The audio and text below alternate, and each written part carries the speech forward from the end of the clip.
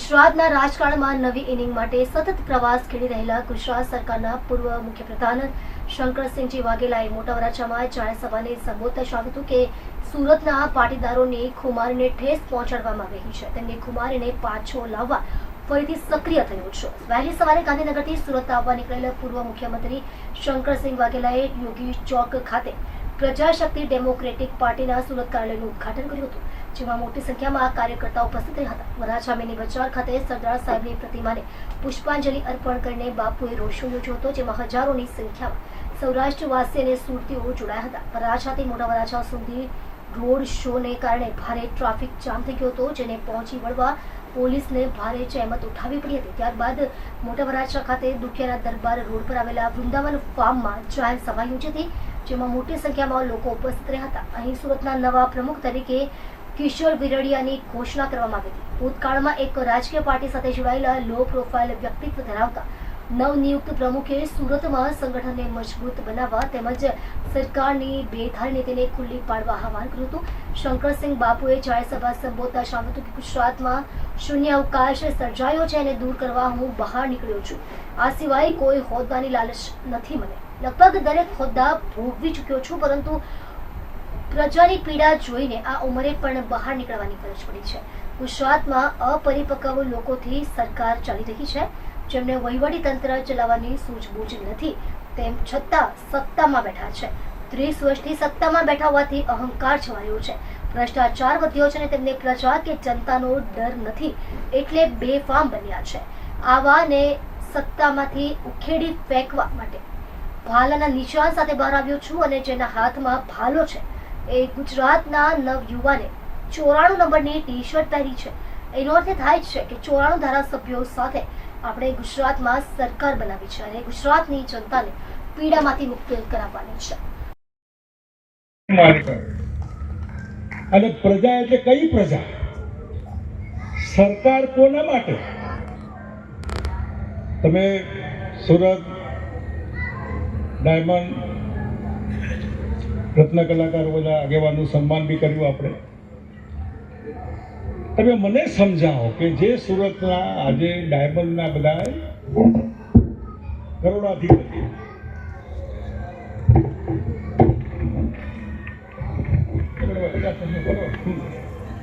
સરકાર જેવું છે એ સૌરાષ્ટ્રનો ખેડૂત આજે નહીં તો 50 વર્ષ પહેલા 60 વર્ષ પહેલા અને ક્યાં ડાયમંડ? કઈ બાજુ ડાયમંડ? શેનો ડાયમંડ? શેનું કાપડ? કઈ કાપડની મિલ? શેનું કન્સ્ટ્રક્શન? કયું બાંધકામ? કઈ કોલેજો? અહીં એકબીજા સાથે રહીને મહેનત કરીને કોઈ કરોડપતિ થયા, બીજા બધા ધીરે ધીરે આમ તેમ કરીને પણ સુખી થયા. એમાં આજનો રત્ન કલાકાર, આજનો સામાન્ય કાપડનો કારીગર, આજનો કન્સ્ટ્રક્શનમાં એર કારીગર, બીજો કારીગર, ત્રીજો કારીગર, જ્યારે વિશેષ પડે ત્યારે જે સ્કૂટરોની લાઈન લાગે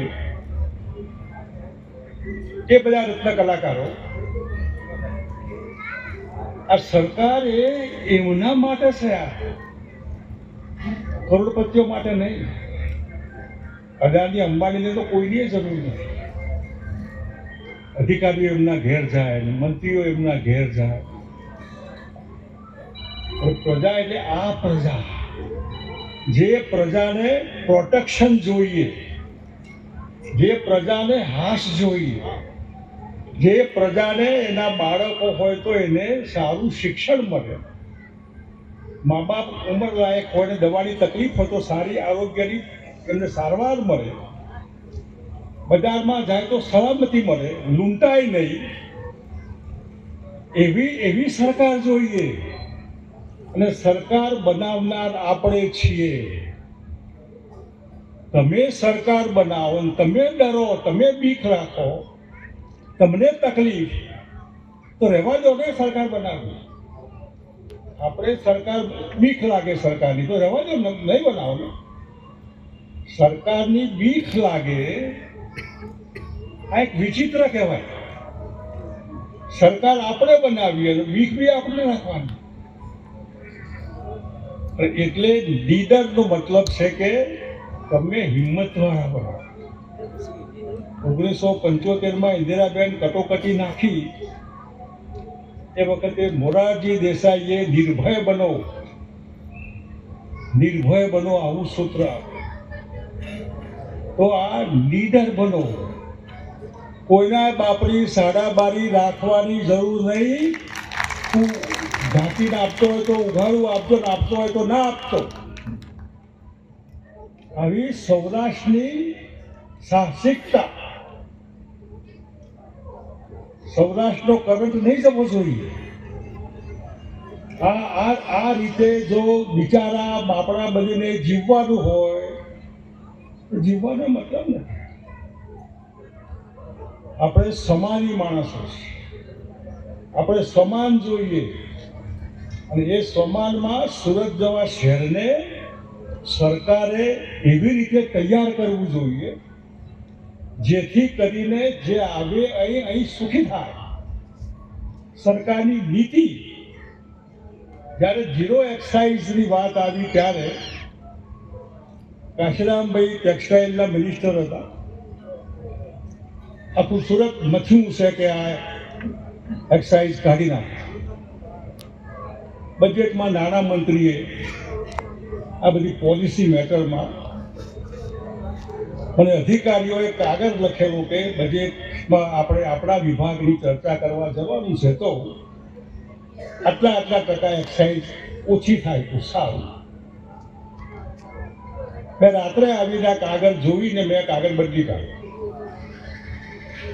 મેં કરુણાનિધિ તમિલનાડુમાં, ચિદમ્બરમ તમિલનાડુમાં નાણામંત્રી હતા. એ બજેટ એને બનાવ્યું. કરુણાનિધિ ડીએમકે પાર્ટી જે સ્ટાલિન છે આજે એના બાપા. ટેક્સટાઇલનું પણ ઘણું મોટું કામ આપણા ગુજરાત જેવું.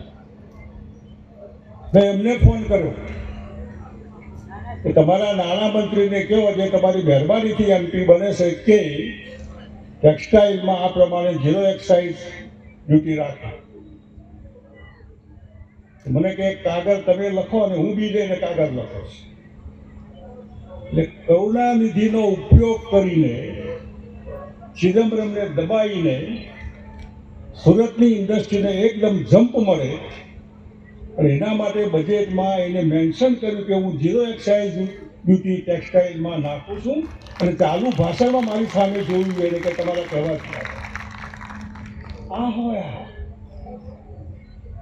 હું આવ્યું ત્યારે હું ગુજરાત સરકારમાં વિશ્વાસ નહીં કે જે કન્સર્ન છે એને પૂરેપૂરું કદાચ આપે કે ના આપે. મારા હાથે રૂબરૂ આવીને મેં બાય હેન્ડ બધાને ચેક આપ્યો. મજા કરે. આ નીતિ હોવી જોઈએ. અને એટલે આજે જ્યારે એક રાજકીય શૂન્યાવકાશ, પોલિટિકલ વેક્યુમ, 30 વર્ષથી એક જ પાર્ટીનું શાસન,